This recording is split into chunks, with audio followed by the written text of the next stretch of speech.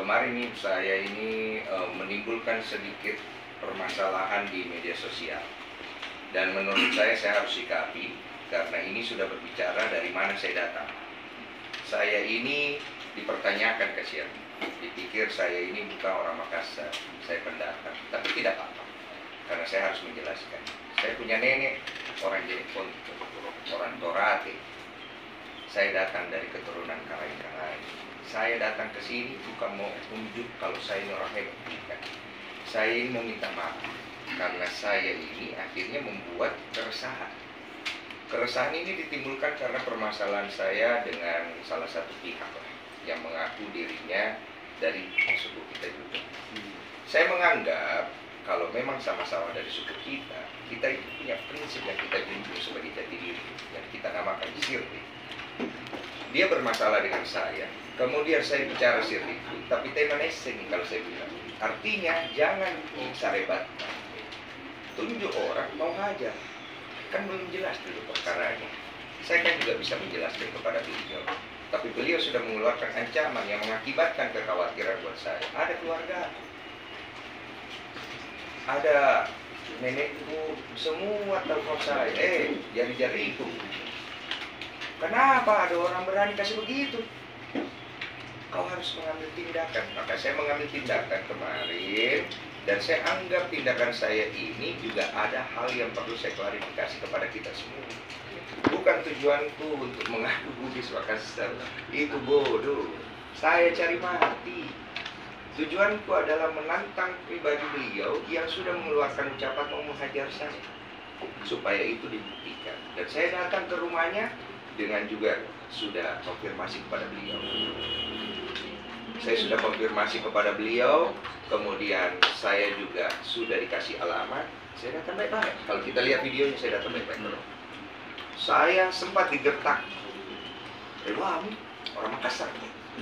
Saya jawab, iya saya orang Makassar. Saya orang pribadi. Saya bilang, saya orang pribadi, bukan aku bawa.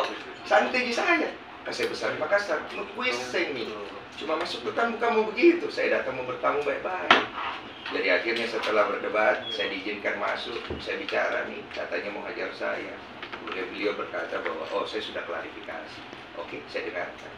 Setelah beberapa kalimat, saya pikir, wah ini arahnya sudah lari ke kiri ke kanan. Jadi saya konfirmasi lagi. Apakah betul mau dihajar atau tidak? Kalau tidak saya pulang, saya izin pamit. Karena saya tidak mau bikin masalah kan. Jadi dia bilang, oh tidak, hajar itu singkatan. Oh baiklah, kalau begitu. Saya pulang baik-baik. Saya pamit loh. Saya minta maaf mengganggu malam-malam. Dan saya anggap masalah itu sudah selesai. Sudah salaman. Tadinya saya tidak mau salaman, akhirnya oke, kita salaman. Saya hormati juga Bang Faiz itu yang ada di sana. Karena biar bagaimana dia coba menerangi. Saya salaman. Tiba-tiba saya dibilang hipnotis. Jadi saya ada kemampuan hipnotis katanya, membuat dia itu terhipnotis, kemudian dia marah.